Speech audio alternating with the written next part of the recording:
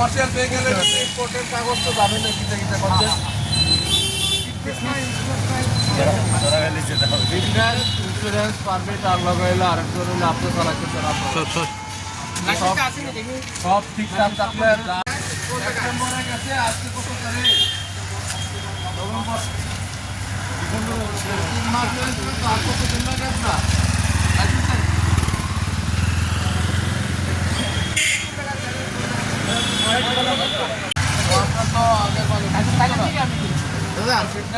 ইন্স্যুরেন্সও নাই পারমিটও নাই ওই দিনের মধ্যে করবেন সপ্তাহে এতদিন করছেন না কবে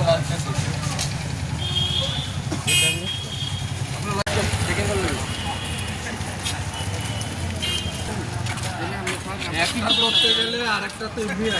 ইন্স্যুরেন্সের ভিত্তি শুধু ইন্স্যুরেন্স অনলি ইন্স্যুরেন্স আজকে একটা ইন্স্যুরেন্স যেমন থাকে রাস্তার মধ্যে যেহেতু ওই ট্রিটমেন্টের সাথে ওইটাও মানে লিঙ্ক আছে। আপনার পরিচয়টা? আমার এই ইউটি অফিস থেকে office senior thank you. District একটা ডিস্ট্রিক্ট লেভেল সেফটি কমিটি আছে, ঠিক আছে, এটা চেয়ারম্যান হিসেবে আমরা দিয়ে ওইটার থেকে দেখা গেছে আপনার একটা নতুন একটা স্কিম চালু হইতেছে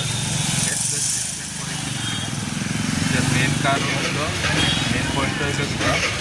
করবে নেওয়া বা ওদের টেস্ট করাও যদি হাসপাতালে ভর্তি হয় সরকারে 7 দিনের জন্য 1.5 লাখ টাকা খরচ একটা কর, ঠিক আছে। মেন উদ্দেশ্যটা হলো তার বলতে রক্ষা। এখন দেখা গেছে আফটার 7 ডেজ থেকে বিয়ার করবো, সে বিয়ার করানোর কথা যদি ইন্স্যুরেন্স থাকে এটা তো আমরা দেখা যাচ্ছে যে গাড়ি ইউজ করা